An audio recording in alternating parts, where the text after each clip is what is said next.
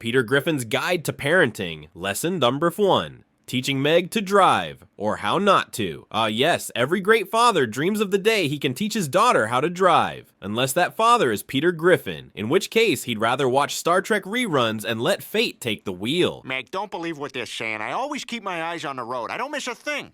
We now return to Star Trek. Holy crap, Uhura's black? In Season 1, Episode 2, poor Meg begs her mom Lois for driving lessons, but Lois nopes out because she's too busy teaching piano. So Meg turns to Peter, who, to put it lightly, would rather beam himself onto the Enterprise than spend 5 minutes with his own kid. Captain's log, stardate 8169.7. The Enterprise has just discovered a strange new planet in the Gamma Fallopian star system. Mr. Sulu, ahead warp 9. After some desperate pleading, and Brian's savage reminder that Peter once caused a massive accident at Southwest Airlines, Peter reluctantly agrees to teach Meg. Beep, beep.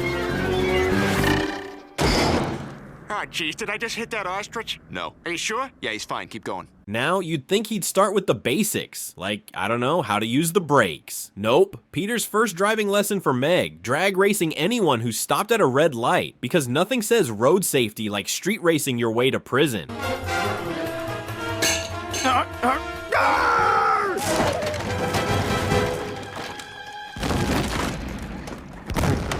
Well, you forgot to flip him off, but other than that, nice job. After their successful first lesson, Peter celebrates by treating the whole family to the magical world of California Highway Patrol, where he shamelessly flirts with a gorgeous blonde officer while ignoring every traffic law known to man. Driving without my phone number.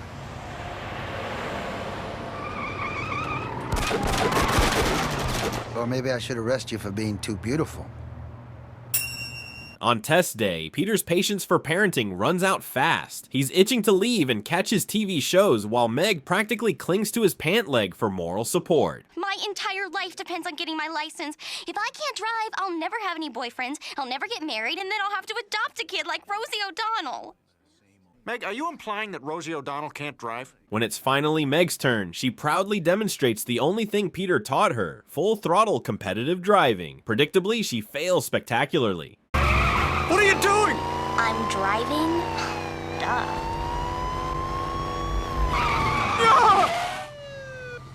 Were you gonna mark me down for not flipping him off? On the drive home, Peter, ever the attentive chauffeur, gets distracted trying to watch TV through the window of someone's house, because that's normal, and crashes into the town's main satellite dish, knocking out cable for all of Quahog. Dad, watch out! Honey, are you okay? Yeah, I think so. His solution, blame Meg and dramatically claim she was shot in Vietnam, turning her into even more of a social pariah than usual. I remember this one time I tried to sneak into an R-rated movie. Why should we? Well, she got her arm shot off in Vietnam. When Meg calls him out for selling her down the river, Peter just shrugs it off. Hey, not the first time I've humiliated you, kiddo. Real Father of the Year stuff. And if you add the measure of the angles of a right triangle, the sum of... Hey, Meg, you mind cleaning out the shower next time you shave your legs? It's like a carpet in there. He does cheer her up by promising to buy her a convertible when she eventually passes. Spoiler, he's totally lying. Oh, Daddy, now I love you again. You're gonna make some Jewish guy a great wife. Back home, Chris is in tears over losing TV for a week, but Peter tries to comfort the family by claiming, "We don't need TV to live." Brian immediately calls BS, pointing out Peter's a bigger screen addict than the guy at Best Buy on Black Friday. I'll ask you one more time. Are you sure you didn't eat anything in my factory? No. I'm just asking. What, are you calling me a liar? No, I'm just saying. Hey, shut up, Wonka. To cope with TV withdrawal, Peter invents his own portable TV, a cardboard cutout strapped to his face so he can pretend real life is just another sitcom. I get all the channels on this thing. Lifetime, CBS, hey, UPN. All right, 90210. This naturally ends with him embarrassing Meg at school like a human version of the Fail Army channel. Honey, you're just upset because you wrecked the cable transmitter. I did not! Forget it. What good is a car if I have no friends? I didn't wreck TV. My dad did. What? What'd you say? Eventually, the townsfolk, enraged by the cable blackout, are ready to string Peter up like a piñata. Looks like some boob's about to get lynched. Let's watch. There they are. Lois saves the day by convincing everyone that without TV, they could rediscover the joys of real life. You know, like board games and slowly dying inside, so they forgive Peter. She's right. All the hours we've wasted on that damn idiot box. I'm gonna paint my house. I'm gonna build a ship in a bottle. I'm gonna push a hoop with a stick down a dirt road. Peter tries to fill the TV-shaped hole in his heart by aggressively participating in family activities. The Griffins are exhausted. Ugh, I'm so tired. This morning's fly fishing really wore me out. Well, wake up. You promised you'd get this hook out of my mouth. Ow! Ow! Thank you. Now, And when Cable finally returns, Lois practically throws popcorn at Peter to lure him back to the couch. But now, Peter's a changed man. Even Star Trek can't reel him in. All right, men, this is a dangerous mission, and it's likely one of us will be killed. The landing party will consist of myself, Mr. Spock, Dr. McCoy, and Ensign Ricky. Ah, crap. Instead, he runs off with William Shatner to a Bavarian folk festival, as one does. My God, it was sunny a moment ago, but now it's pouring. Hey, let's take off our shoes and run home barefoot. Griffin, you're a madman. Barefoot, you say? Meanwhile, Lois finally teaches Meg how to drive for real, only for Meg to plow straight into Peter and Shatner during a freak rainstorm. Shatner dies on the spot. R.I.P., Captain. Light, growing dimmer, can't breathe. Beam me up, God. Whew, I did not see that coming. And Peter ends up in the hospital, fully body casted like a sad, broken snowman. Ironically, it's TV that nurses Peter's spirit back to life, proving once and for all, no matter how bad things get, you can always count on a flat screen and some bad sitcoms to heal your soul. Would you act like a monkey? Uh-huh. Would you kill a man? Well?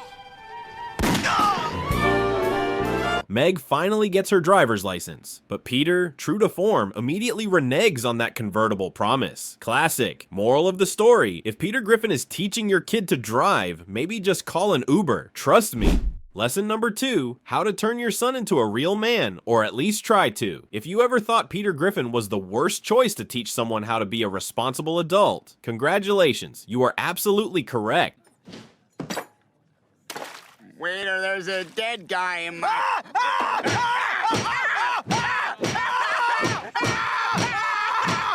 It all kicks off in Season 2, Episode 21, when Joe invites Peter and Cleveland on a camping trip. Chris, desperate to escape the wrath of the evil monkey living in his closet, begs to come along. I want to go, Dad. It'll get me away from the evil monkey that lives in my closet. Monkey in a closet.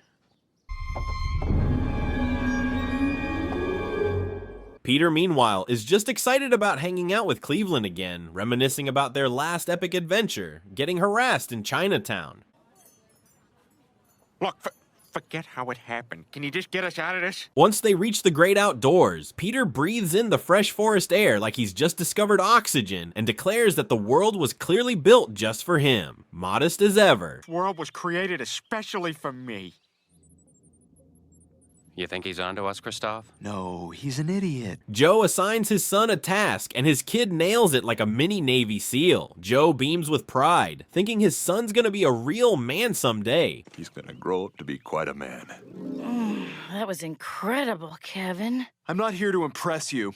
Am I, Dad? Did I say you could rest yet? Meanwhile, Peter looks over at Chris, who's busy smearing honey on his own back, hoping ants will drag him off to their lair. Father of the Year vibes all around. I covered my back with honey, and now the ants are taking me home.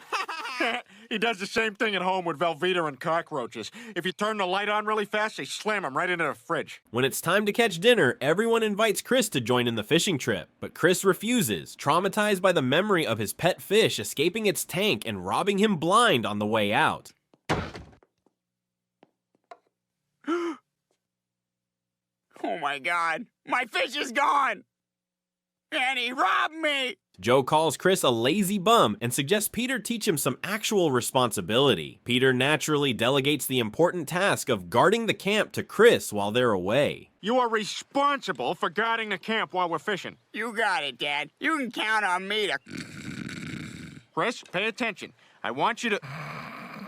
Shockingly, the fishing crew returns to find the campsite utterly destroyed. It's like a raccoon version of Mad Max, Fury Road. Ooh, we're a bunch of sneaky little animals. We're gonna wreck this food and eat it because we're naughty. And then there's the guy. Let's get him in trouble with his dad. Ha ha ha! Peter, drowning in dad guilt, immediately tries to offload Chris onto Joe. Congratulations, he's your son now. Joe politely declines. From now on, Joe will be your father. Cleveland? I'll teach the boy. Come, my son. I'll show you the ways of the herd. Back home, Peter launches Operation Teach Chris to be a Man. Step 1, learn how to eat Oreos like a professional. Step 2, learn how to scam free meals at restaurants. Spoiler, none of these lessons are exactly Ivy League material. Chris, the way to eat an Oreo is to twist it, pull it apart, and lick it. Now you. Realizing they might need an actual plan, Peter scores Chris a job as a golf ball picker at the public course. Hey, Chris! Hey, Dad, I'm working. Oh! Careful, Chris, you don't get dental for 60 days. Shockingly, Chris thrives. Customers love him, profits double, and the manager sings his praises like Chris is the second coming of Tiger Woods. Your son is the best ball shagger we ever had. I sold twice as many buckets today because everybody wants to hit the fat kid. Lynn, cancel my afternoon meetings. I gotta hit more balls at this fat kid. Peter, of course, instantly declares himself the greatest dad since the absentee father from Lost in Space. Don, you take my 16-year-old blonde daughter out in the chariot for the rest of the day. Penny, you stay here with me. And Will, you and the robot go out into the uncharted wilderness and take this mincing boy-hungry pedophile with you. Drunk on his own success, Peter decides to take in another lost boy, Cleveland Jr., who, much like a sports prodigy who doesn't know he's adopted, turns out to be amazing at golf. I'm Tiger Woods. I'm Tiger Woods. Whee! Peter becomes completely obsessed with coaching Cleveland Jr., ignoring Chris harder than a spam email. Chris, heartbroken, tries to show Peter his first paycheck, but Peter's too busy living vicariously through Cleveland Jr. Dad, look! That's great, Chris, but I'm trying to be a good father here. I'm real proud of you, champ. Let's go get a milkshake. You got it, Mr. Drummond. S-Swing. Feeling abandoned, Chris sits on the curb where he bumps into Quagmire, who, surprise surprise, is busy chasing after a hot male woman like a cartoon wolf. I got a package for you, too. All right. Nice try, but I built up an immunity. Quagmire tries to comfort Chris, saying at least Chris had a dad growing up. Quagmire only had a single mom, and way too many uncomfortable memories. Oh, looks like somebody's hungry. All right. In true Quagmire fashion, he whisks Chris off for a guy's day out, which somehow involves hitting on random women and ending up at a strip club. I follow the old divining rod. Whoa! How old are you? Old enough to know you're a whore. There, Chris has a heart-to-heart with one of the dancers, who, in between questionable career choices, inspires him to give his dad another shot. Come on, your dad deserves another chance. Wow, you are smart. Meanwhile, Peter and Cleveland Jr. enter a man-boy golf tournament because apparently that's a thing, with Peter dreaming of victory sweeter than the time he beat his evil twin brother in a wrestling match. Thank God. You made the right choice, honey. What was that? Nothing. At the last moment, just as Cleveland Jr. is about to win, he completely self-destructs, pretending to be soccer legend Pelé, because sure, why not? One more hole and that man-boy trophy is ours. Here you go, little buddy. Hey, look at me. I'm Pele. I'm Pele. Ha! Go! Ha! Cleveland tells Peter he might want to focus on his actual son for once. Cue a heartwarming and almost deadly reconciliation between Peter and Chris. Oh my God! Is she dead? No, I think she's still alive. Oh, that did it.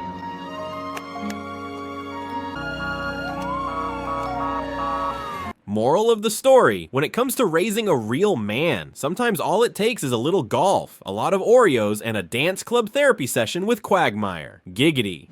Lesson number 3, how to turn your son into a rock star in the worst way possible. If you think Peter Griffin giving career advice sounds like a disaster, strap in, because it's about to get louder than Quagmire at a bikini car wash. It all begins in Season 5, Episode 4, when a US Army recruiter shows up at Chris's school painting a glamorous picture of military life, complete with bikinis, cash, and somehow, Oscars.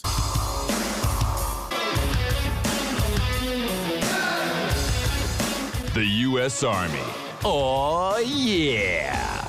Your experience may differ. Sure, there's a tiny disclaimer that says actual experience may vary, but Chris is sold faster than a limited edition Beanie Baby in 1999. The Army sounds awesome! And the recruiter said with any luck, I could get the clap from a 12-year-old Chinese prostitute. He runs home and proudly announces he wants to enlist. Peter thinks this is awesome because now Chris will serve his country like the legendary Mickey Rooney, whoever Peter thinks that is. I am totally and completely insane! I like to yell at mice with my shirt off. Gah! Gah! Sometimes I like to steal other people's scabs.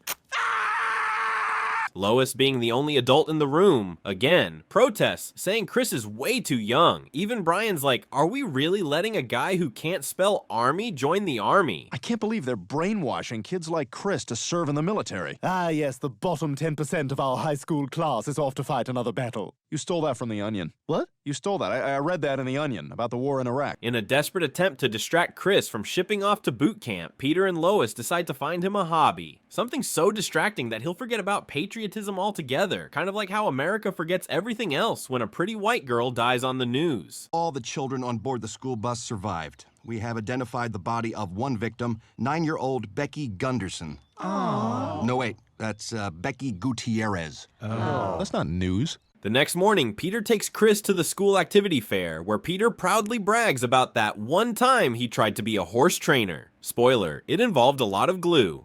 Chris isn't impressed.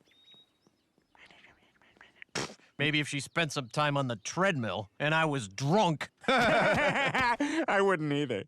Until the sweet sounds of rock music blast through the air, calling to him like a siren call for suburban teens.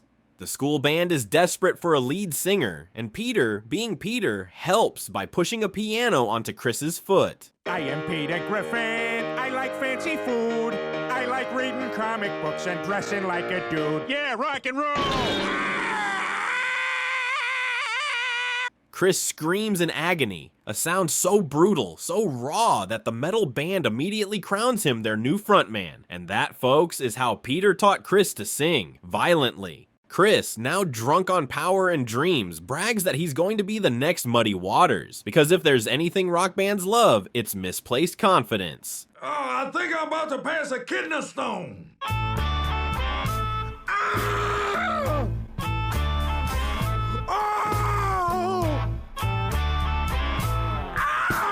Thus, Splash Log is born. At the school dance, Chris brings the house down with his self-written hit, Evil Monkey, dedicated to his very real closet trauma. Evil monkey holds the key. Evil monkey's gonna get me. I'm hiding underneath my seats for fear he'll point and shout his teeth. He even attempts a dramatic stage dive, but nobody catches him. Probably because Quahog's youth has better reflexes than loyalty. Now, I'll ask again. If I order a pizza, will anyone else have some? I might have a slice. Well, you know, I'm going to need more of a commitment than that, Mark. Back home, Chris's constant noise drives Lois up the wall. Peter tries to play peacemaker, claiming, hey, sometimes kids just need to be a little wild. Just look at Gregory Peck's kids. Total disasters. Stop breathing on the window. You idiot, that's condensation. It's on the outside. That's it. I will come back there, and so help me God, I will hit you with my ring hand. When Lois finally snaps, she and Peter march down to the garage to lay down the law. But Chris, now rocking a massive afro and looking like he hasn't slept since Halloween, completely blows them off. Now it's time for you to come inside and do your homework. It's time for you to piss off, redhead. What? Hey, Chris, don't talk to your mother that way. Oh, way to stand up for your woman there, fatty. Worse, he bails out of the house overnight with Mr. Herbert. Yep, Mr. Herbert. That's not a red flag, that's a red blimp. I am expressing myself. Now get out of my way. I'm going to the park to loiter. Lois is horrified, saying Chris is now even worse than when Peter tried to cover his farts with coughs during a PTA meeting. And yes, that was pretty tragic. Jeans, and I have spoken with the school board. Is there something you'd like to say, Mr. Griffin? No. When Chris finally staggers home, they try reasoning with him, only to discover that his original songs are basically just a series of four-letter words strung together. Oh, look, they got a translation for white people. I give 110% when it comes to helping my community, even though I occasionally associate with some less than reputable characters. Investigating further, they realize Chris's newfound rebellion stems from his idol, none other than Marilyn Manson. We gotta find this Marilyn Manson, and I gotta give that bastard or bitch a piece of my mind or penis. Desperate, Peter and Lois crash the Grammy Awards, because of course they do, and confront Manson face to face, blaming him for corrupting their sweet, dim-witted son. What in the world was that for? Oh, it's a guy. That's for ruining our son. He used to be a sweet boy until he heard your music. Oh, this old story.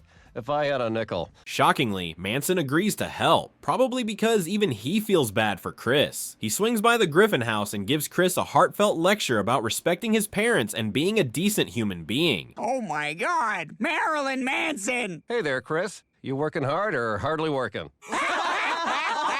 Because nothing says good parenting like getting life advice from Marilyn Manson. Manson even suggests some good old father-son bonding, like going fishing. Maybe you could take Chris fishing. What do you say, Chris? You want to go fishing with your old man? Do I? Can't go without these. Lesson learned. When Peter Griffin is your music teacher, you're either going to land a record deal or land face first into a midlife crisis. Probably both. Lesson number 4, teaching Chris and Meg from the garage. Season 9, episode 17. If you thought Peter Griffin shouldn't be left alone with a microwave, wait until you see him running a classroom. This! Learn with me! Let's teach each other! Yay, learning! Chris, A! Meg, F! It all kicks off when Lois leaves town for a girl's trip with Bonnie, handing Peter the keys to the castle. And by castle, we mean the ticking time bomb that is the Griffin household. Punch him again! Punch him now! Again! Now you're getting punched! Punch back! Don't let him hit you! Get out of the way! Punch him! You know what I'm gonna tell you. I gotta punch You gotta punch him more. Soon after, news anchor Tom Tucker reports an outbreak of goat flu at James Woods High School. Brian and the rest of the family are skeptical, until Tom airs horrifying footage of a man breaking into Peter's bedroom and tenderly kissing him in his sleep. Here's some footage of people licking subway turnstiles. Oh. Here's some footage of a man with the flu making out with you while you're asleep. Oh my God! Panicked and now feeling oddly used, Peter decides to yank Chris and Meg out of school and start homeschooling them himself. I don't think Lois would be happy if you pulled the kids out of school. Well, she left me in charge, didn't she? And besides, you know me. When I set my mind to something, I am not easily deterred. Brian warns him that Lois probably wouldn't approve, but Peter waves him off, saying he's in charge now. Just like that one time he declared himself an Olympic athlete and somehow didn't get arrested. Why'd you shoot me? Because I'm weird, creepy coach. Now let me give you inappropriate personal shower while I smoke and forbid you to see parent. This is... Somebody should look into this sport. Peter then sneaks into the school, dressed like a low-budget spy, and convinces the principal to erase Chris and Meg's records. Is everything all right? Everything's fine. It's me. I just dressed up like your father to jazz your teachers and get you out of here. What do you mean? I'm taking you out of here. That place is riddled with goat flu, so I'm gonna homeschool you kids. Oh, okay. He even picks them up in a suspiciously fancy car, which he casually explains he borrowed from Quagmire while Quagmire was busy getting abducted by aliens last night. Totally normal. So do you guys just not do the anal probe anymore? Is that... Nah, that's more or less been retired. I see. Do you still have the thing? Back at home, Peter's teaching method quickly goes off the rails. Class is now held in the garage, where Peter strips down and zooms around the classroom on a tiny scooter, encouraging Chris and Meg to do the same. I know you're all used to teachers wearing tuxedos and Dracula capes, but not this one. There will be no pretense in this classroom. There will only be open minds and new horizons. Chris, fully embracing the chaos, gets an A for effort. Meg, showing basic human dignity, refuses, and naturally gets an F next up, history class, Peter style. According to him, human civilization began with pioneers heading west to die horribly. You were a good man, Abraham. Please scrawl that on a rough-hewn piece of wood in my honor. I shall. Followed by King Henry VIII being fat and angry, Joseph Smith finding the Book of Mormon behind a Wendy's. Oh, an old Con Ed bill. I mean, a New Testament of Jesus Christ, everyone has to sleep with me. What? And no dancing! And history climaxing with the gayest music video ever made. No further questions, Your Honor. Realizing he can't do it alone, Peter hires 2 outside experts, a math teacher and a driving instructor. He's genuinely stunned when the black guy teaches math and the Asian guy teaches driving. Honestly, I thought it'd be the other way around. Peter, regrettably. I'm the math tutor. Really? No way. So that means you're the Driver's ed instructor, yes. Well, I'll be a son of a gun. All right, time to learn math from a black guy, I guess. Peter keeps pushing the boundaries of education by taking Chris and Meg to the desert, where instead of learning geology or biology, they all just smoke peyote and hallucinate for several hours. Truly the Harvard experience. And again. And again. Let's go to the Hollywood Hills and kill a bunch of people.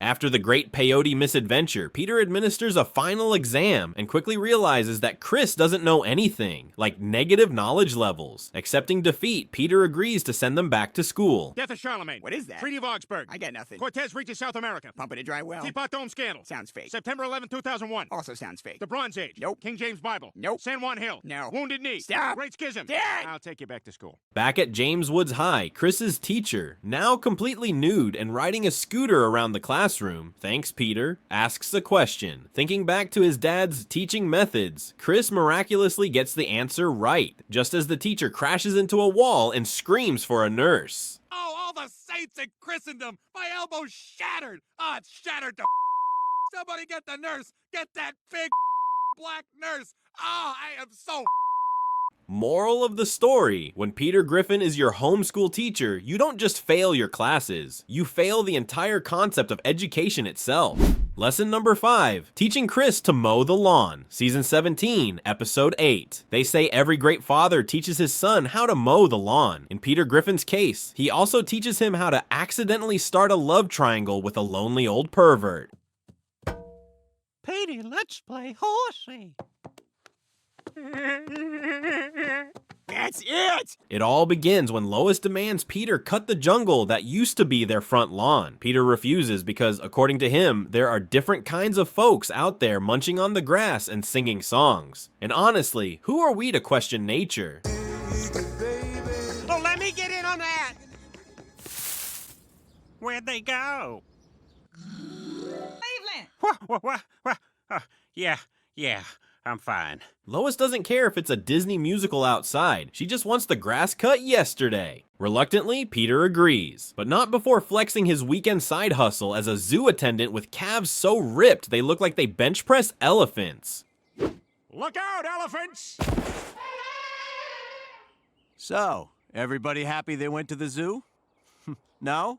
Well, that's the zoo. Peter decides to teach Chris the ancient art of mowing the lawn. Lesson number 1, always start at 7 a.m. You know, before the sun's up, before the rooster's up, before even God wants to be up. What the? Hey, shut up! You shut up! Oh, real original. Then it's time to fire up the mower, which Peter explains involves yanking the cord like you're starting a chainsaw in the middle of a hostage situation. Can I change my grip? Wow, much better. It's a more familiar motion. Need a detailed tutorial? Just look up famous YouTuber Corey. Except, whoops, Corey's YouTube account has mysteriously been replaced by propaganda videos from ISIS, still somehow more helpful than Peter. He disappeared and now there's this guy doing ISIS videos and they think it's Corey. Salam alaikum, guys. This is Corey, here to talk about making a dirty bomb with stuff you can find in your kitchen. Enter Herbert, the neighborhood's creepiest senior citizen who sees Peter from behind in tiny shorts and instantly believes he's a strapping teenage dreamboat. You know, I've been looking for a muscly-armed young fella to mow my lawn. Sorry, Mr. Herbert, but I don't even want to mow this lawn. You could bring your friend over there to help you. Come on, Herbert, rope this calf. Herbert offers Chris $600 to bring his chubby little friend over to cut his lawn, a deal that, unfortunately, everyone involved finds acceptable. Would it? You got a deal. And I can pay you under the table. I like to make a little fort under there. I call it Fort Dix. Even when Herbert meets Peter face to face, he still thinks Peter's just big for his age, and Peter awkwardly blames it on eating too much candy growing up. Ain't no shame in being chubby. You're a growing boy. Why, what's this? Wow, how'd you do that? It wasn't a trick. It was stuck to your neck. Oh, yeah, sometimes I fall asleep on candy. Chris, ever the diligent student, reminds Peter to attach the grass bag to the mower. Peter flatly refuses because, in his words, that's a lot of work. And besides, he prefers spraying grass clippings directly into Joe Swanson's windows. Friendship goals. Hey, will you put a bag on that thing? Just poop into your hand if you have to. I'll be down in a minute. Meanwhile, Herbert, ever the romantic, sets up a little treat table with grape juice and cookies for his new chunky goat, whom he lovingly nicknames Petey. I've got some cookies and special grape juice for you. Come on and get it, Petey. Sweet. Poor Chris feels betrayed and sulks off, telling Herbert, "I thought you liked me." Heartbroken, Herbert bursts into a sad love ballad about his tragic love triangle, because why have one inappropriate obsession when you can have two? Torn between two lovers, feeling like a fool. Loving you both is breaking all the rules. But Herbert quickly rebounds, dancing the conga with glee over his new beefy prize. Come on, take your body, baby, to that conga. You know you can't control yourself any longer. As Chris sweats it out solo mowing the lawn. Back inside, Peter enjoys a much cooler afternoon playing pony rides with Herbert. That is, until Chris kicks down the door, furious, demanding his turn to goof off while Peter finishes mowing the damn lawn.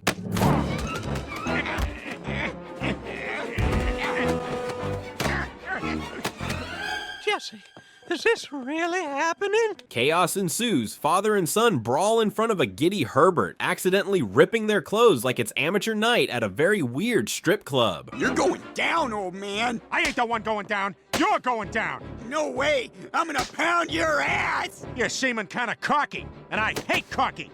Boo, cocky. Oh. Herbert, delighted, watches the scuffle until Chris calls Peter Dad, and the reality check hits Herbert so hard he literally explodes into a pile of dust.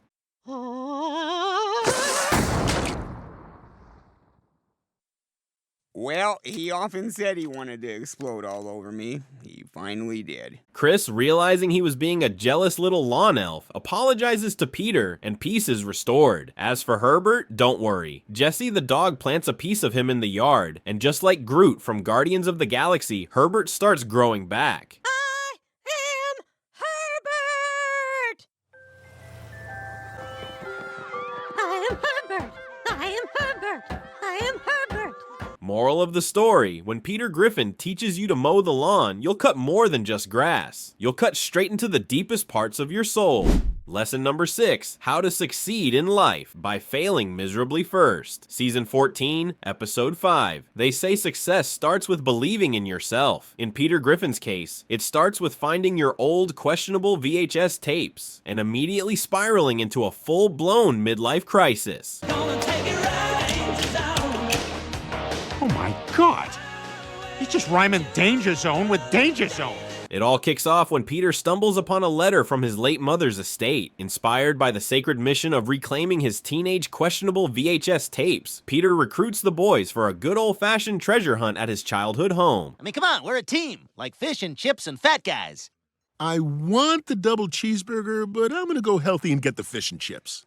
fish and chips. Fat guys think we're a diet food. Unfortunately, the new owners are less excited about the idea of hosting a very questionable nostalgia trip, but they do let Peter dig through the attic. You know, before the kids discover why mommy and daddy sleep separately. Oh, well, that was easier than a game of Pai-Gow poker.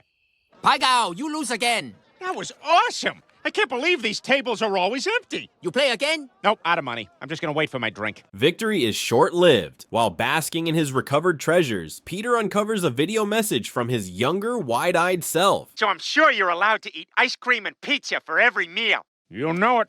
Also, I bet you're a big, important doctor like that Doogie Howser kid who's getting so much ass. Well, I was partly right. And is hit with the soul-crushing realization that he never became the success story he once dreamed of. Look at me. I was beautiful. What are you watching? It's just a teenage loser who didn't realize he had no future in front of him. Enter Chris, stage left. Peter sees himself in his son, not literally, relax, and vows to prevent Chris from becoming a walking cautionary tale. Yeah, I'm gonna be a success! Would you excuse me for a moment? Computer, what does success mean? Chris, let me know when you're done with the computer. First step, style overhaul. Peter dresses Chris like Lenny Kravitz on acid and demands he strut around the neighborhood like he owns the place. Hey, you look like you've been places. Stop looking at me! I do not want this attention! Come on, Chris, let's get out of here. Even if that means wearing a hat bigger than Stewie's ego. Sadly, the giant hat topples Chris like a Jenga tower made of sadness. Yes, sir. Smart day to you, sir. And I thank you, sir. Ah! I scraped my knee bad. Get up, Chris. You're embarrassing yourself. You look stupid and fat. Brian, ever the buzzkill, points out that Chris needs to find his own way, so Peter brilliantly decides, fine, he'll just copy Brian. Chris, your best chance for success is to be cultured and worldly, like our dog. So starting right now, you gotta follow Brian around and do everything he does. After some heavy peer pressure and mild blackmail, Brian agrees to mentor Chris into a sharp, sophisticated young man who could theoretically run NASA, or at least not get lost inside a revolving door. Sir, you did it! Sir, is everything okay? Yeah, I bought a Nook e-reader a couple of years ago, and I'm still pissed about it. Nook. Sorry, everybody. Brian attempts to refine Chris's tastes with Shakespeare in the Park and fine arts. Chris, however, gravitates toward the much less prestigious Two Broke Girls in the Park and sketchy self-published Latina romance novels. Progress.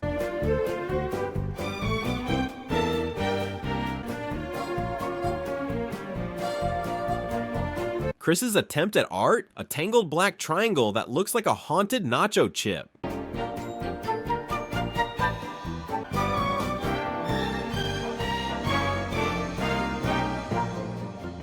Shockingly, the grind starts to pay off, and Chris blossoms into a suave, mature young man, much to Peter's horror. Hey, Chris, let's celebrate. There's a new baby panda at the zoo. How about you and me go chuck tater tots at it? Chuck him at Lois. She'll just sit there and take it. Wanting to celebrate, Peter invites Chris on a classic father-son trip to the zoo, involving illegal activities with pandas and thrown potatoes. But Chris ditches him to hang with Brian. Yeah, we're off to see an old movie on a temporary screen in a muddy, freezing park. That sounds awful.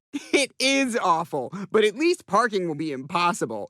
Bye! Peter feels like he's been ghosted by his own spawn. Sulking, Peter complains that Chris and Brian are glued together like two drunk hobos sharing a churro. Lois assures him that Chris will grow out of it, just like Peter eventually stopped walking like an Egyptian.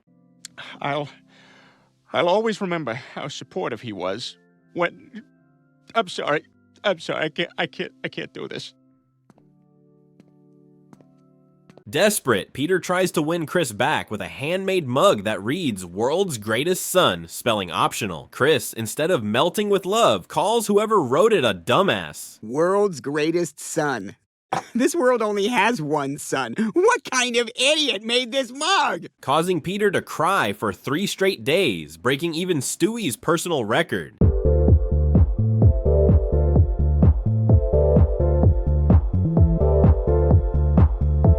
I'm very easily influenced by music. As a last-ditch effort, Peter tries setting Chris up with a special needs supermodel Kate Upton. Sadly, Kate has fallen from grace and into a buffet. Supermodel Kate Upton.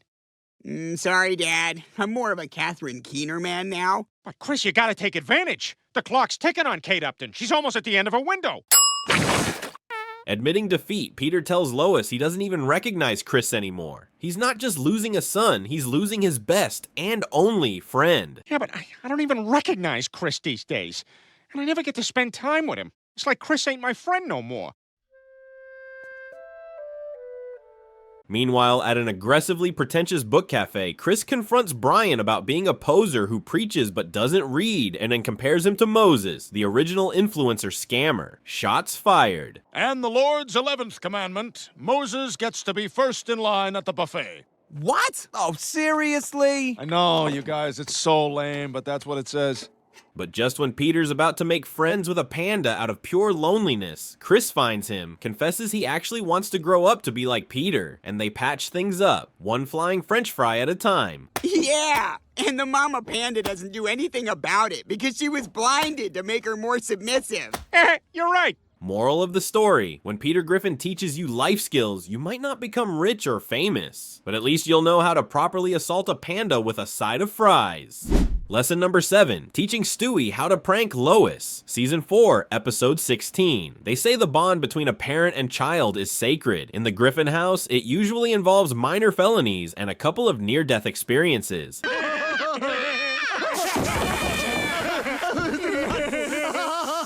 There is nothing more precious than a baby's laughter. In this classic episode, Stewie gets royally ticked off when Lois dares to ignore him. So naturally, he builds a giant drill-powered spaceship to assassinate her.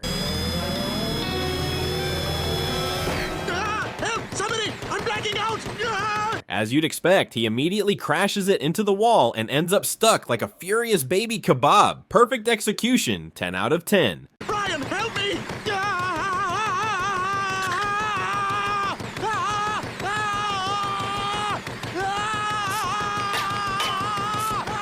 After a horrifying parent-teacher conference featuring murder, mayhem, and some seriously disturbing crayon drawings. Wow, Peter's been very preoccupied with work lately. I guess Stewie's been missing his father. Thank you for letting me know. Damn, she moved! Lois realizes Stewie might need a little extra love, or at least a babysitter who won't forget him in a boiling hot car while sneaking off to a baseball game. Spoiler, Peter is not that babysitter.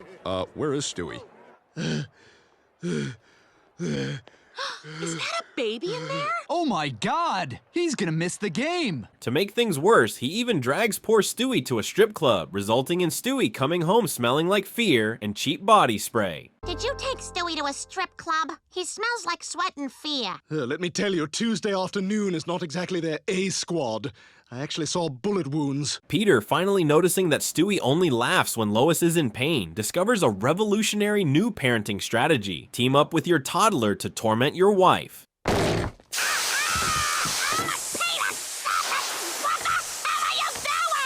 What do you think I'm doing? I'm bonding with Stewie.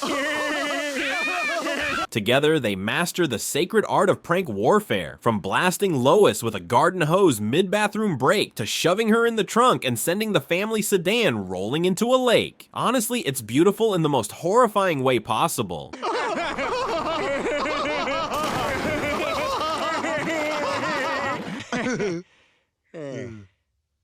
Geez, I hope she can get out. No, I'm sure she'll be fine. But the dream team falls apart when Peter, in a rare burst of common sense, sides with Lois. Stewie, she looks mad. You better go to your room. What's the matter with you, fat man? Stop her! Help me, you fool! You traitor! I trusted you, but you're a wuss! Feeling betrayed, Stewie roasts Peter alive, burns all their father-son memorabilia, and calls him a spineless disgrace to men everywhere. Ouch! You got a minute for your daddy? Get out of here, you spineless oaf! Oh, and by the way, I faked all those bowel movements. To win him back, Peter takes Stewie to Disney World. Wow! It looks like Michael Jackson's coming right at me! where Stewie promptly gets kidnapped and forced into the world's creepiest musical hell ride. It's a tiny, tiny world. You must sing. If you don't, they'll make you do a Christmas movie with Tim Allen. It's a tiny, tiny world. It's a tiny, tiny world. Peter bravely storms the ride, rescues Stewie and the other traumatized kids, and punches Michael Eisner into a swamp full of crocodiles like some deranged Disney Hercules. You think he's dead? Nah, he'll be back on his feet in no time. Probably following Jonathan Dolgen's footsteps, wind up with a pod deal over a touchstone. Father and son hug it out, and balance is restored. For now. Oh, and in Season 4, Episode 28, Peter also lovingly forces Stewie to learn how to swim, despite Stewie's adorably polite pleas to not be hurled into a chlorine-filled death trap. How about Daddy teaches you how to swim? Go away, fat man. Come on, Stewie. In the pool. No, I don't want to die. I want to live. And let's not forget Season 7, Episode 13, where Peter teaches Stewie how to be a real man by insulting him non-stop and forcing him to binge Spike TV. Spike TV, full of stuff men like.